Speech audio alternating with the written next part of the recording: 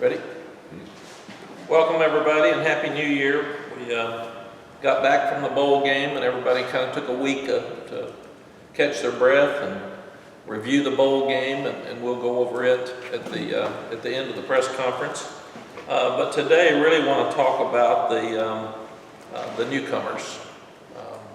We have 10 high school guys that are enrolled, and we have 9 transfers that are getting started this week. So 19 new guys on your team is pretty significant, and the most by far we've ever had. I think at one point we had 12 at Texas. Here I don't think we've had more than 8, maybe 10 one of the 4 years. But so as we start looking at it. Of the high school guys, 10 are enrolled.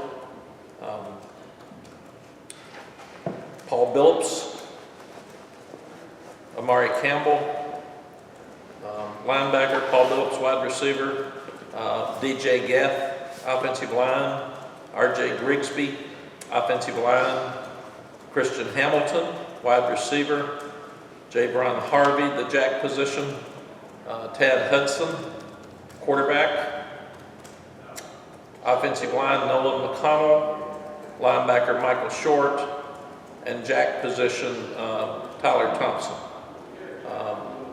Michael Short and Amari Campbell actually went to the bowl game with us, and they couldn't practice in pads because they have to have an orientation period by the NCAA where they have to be in shorts for a couple of days to acclimatize. So they were in shorts, but they did have some practice out there and had fun and looked good. So all of those guys are here, and they are in school. And it's more important now than ever before that these guys get ready to play, because with opt-outs, with the transfer portal, with guys leaving after the 4th game when they redshirt, with guys in the transfer portal early in the year, you got to have everybody on your team. So we have more walk-ons playing this year than ever before, but every high school player that comes in needs to get ready to play and play on special teams, and much more than ever before with your roster numbers, because even at the bowl game we were down to very few. Is that the same 10 you told us back in December on the signing day press conference? Yes. Okay, thank you. And if I need to go back over it or give you the list at the end, we can, but none of that has changed. I'm not sure that we will sign a high school player on the first Wednesday in February. We are not headed in that direction. Something can always show up, but as of right now, I don't see us doing that. I do think the transfer portal will have 2 more rushes where people get in after they start school in the next couple of weeks. They could start school, decide not to go through spring practice and go into the portal to assure they get their semester paid for. And then some at the end of spring practice will go into the portal. So there's still 2 more opportunities that we feel like that people will get in the portal. Justin Olson, for us, is going to go into the portal later today. He's going to stay through spring and get his degree. He's done a tremendous job for us. He's an outstanding young guy. He wants to go somewhere and get more playing time, and we're all for it. And we're going to help him in any way we can. And the unique thing about the transfer portal is we've talked to all the young people about where they're going and what they're doing, and trying to make sure that they get placed and get in a position where they're happy. So it's a little bit different than you would have thought maybe 10 years ago, where people are yelling at each other for leaving and mad. And I just talked to Justin a few minutes ago, and we knew this a month ago or 2 months ago, but he will be one of those guys that will go into the portal, not go through spring practice, and be recruited throughout the spring. The transfer enrollees, we'll take some time here, and would you rather talk about them and then watch the video right after, or would you rather talk about all 9 and then watch the video? What's best for you? Probably talk about all 9, as long as it's fine with everyone else, for TV purposes. What you got, Ross? What are the choices? This is nice, but I see what else. We talk about them all, and then we move and watch the video, or we talk about them, watch the video right afterwards. Let's talk about them first. Okay? If everybody's okay with that, the first one is, these are in order of position basically, is Nate McCullum. He's coming in from Georgia Tech. He's a 3-year veteran, wide receiver. He has 2 years of eligibility remaining. As a sophomore, he tallied 60 receptions, 655 yards, and 3 touchdowns, despite playing with 3 different quarterbacks. His 60 receptions ranked 5th in the ACC, and he posted 3 100-yard receiving games. And we felt like he was one of the better players in the league.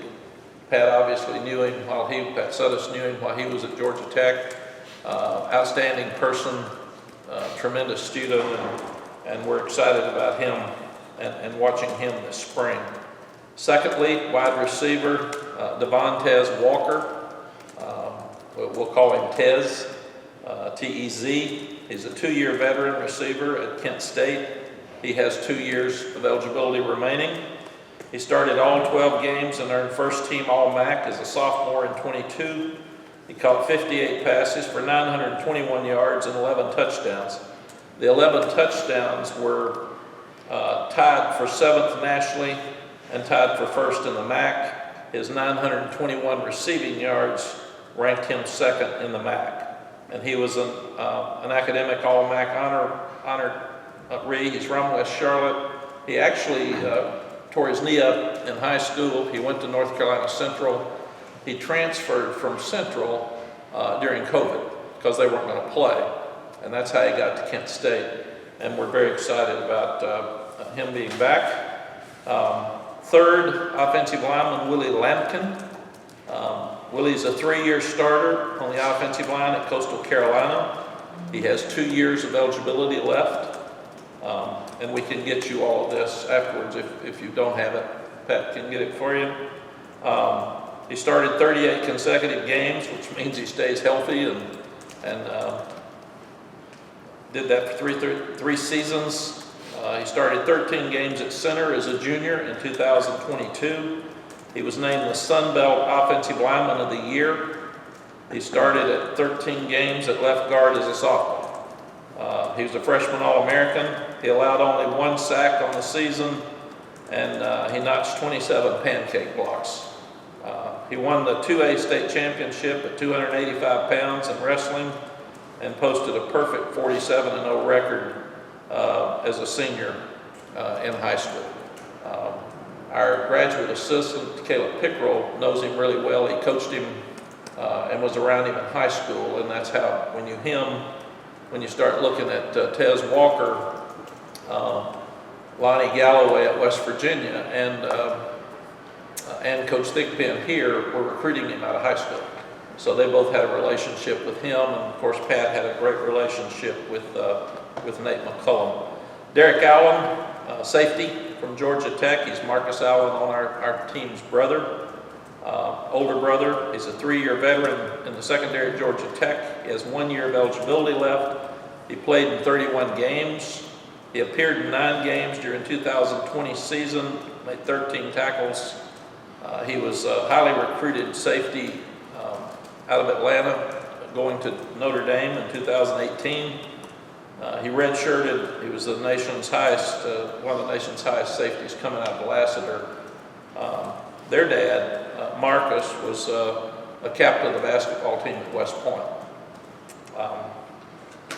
Amari Gaynor will be at the jack position. He is a 5-year veteran on defense at Florida State. He has 1 year of eligibility left.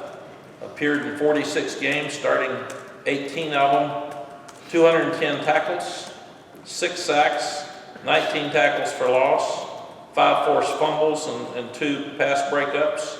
He left Florida State as the program's active leading tackler.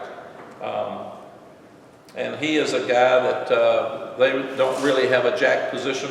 He was playing inside linebacker. So for us, he'll be in the jack position, and he felt like that was better for him moving forward. Next is Armani Chapman. He is a cornerback from Virginia Tech. 5-year veteran, 1 year of eligibility remaining. He started 25 games. He tallied 89 tackles, a sack, 4 tackles for loss, 2 interceptions, 20 pass breakups in his career. He started all 11 games he played in during the 2022 season, and he is a red-shirted senior. Next is defensive back Elijah Huzzy. He's a 4-year veteran on defense at East Tennessee State. He has 2 years of eligibility remaining. He appeared in 34 games. He started the final 30 while he was in East Tennessee. He had 179 tackles, 6.5 tackles for loss, 12 interceptions, and 30 pass breakups. Started all 11 games last year, claimed first team FCS All-American, first team All-Conference. He finished 12th in the Buck Buchanan voting, which is the best defensive player in FCS. He tallied 59 tackles, 2.5 tackles for loss, 6 interceptions, and 16 breakups last year. His 22 passes defended led all FCS players. The 6 interceptions were the second most nationally at the FCS level. And he is a 2-time Southern Conference academic honor roll. So we're excited about Elijah being here. He was also an outstanding high school basketball player. And you love to have those basketball players. Next is Ryan Coe. Ryan is a place kicker that transferred in from Cincinnati.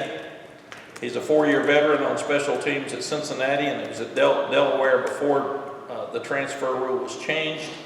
He has 1 year of eligibility left. He's played in 40 career games, making 45 of 57 field goals and all 91 PATs. While kicking off 205 times, he notched 107 touchbacks. He kicked in 12 games at Cincinnati during the 2022 season. He was second team All AAC. He went 19 of 23 on field goals with a long of 52, but he made 16 of the last 17 field goals to end the season. He set Cincinnati's single season record for field goal accuracy.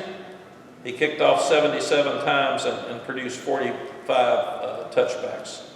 He was a 2-time All-CAA performer and also a 2-time CAA Commissioner's Honor Roll enrollee.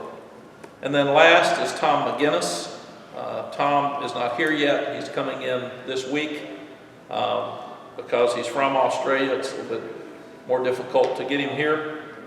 He's a newcomer to college football where he has 3 years of eligibility remaining. He played with Pro Kick Australia under Nathan Chapman and John Smith. He competed in Australian rules football for his local club, the Hampton Rovers. Then he started at 5 years old. He progressed to the representative team of the Sandringham Dragons in the NAB League, and that was the top under 18 competition. He played for the A team at his high school, and he's competed in cricket and basketball and tennis. So it'll be really, really exciting to get him here and see what he looks like this spring. And last, before we watch the video, Corey Gaynor is coming back, which is exciting for us. The 2 other offensive linemen, Ed Montelis is going to go to graduate school, but he's not going to play football anymore. And Awesome Richards, as you saw, is declared for the NFL, and he is playing in the Senior Bowl. But Corey's got a waiver still from his Miami days, but he only played in 3 games. So we feel like that he will definitely receive that waiver. Okay? So let's watch some of these guys, and then we'll come back and talk a little bit about the bowl game.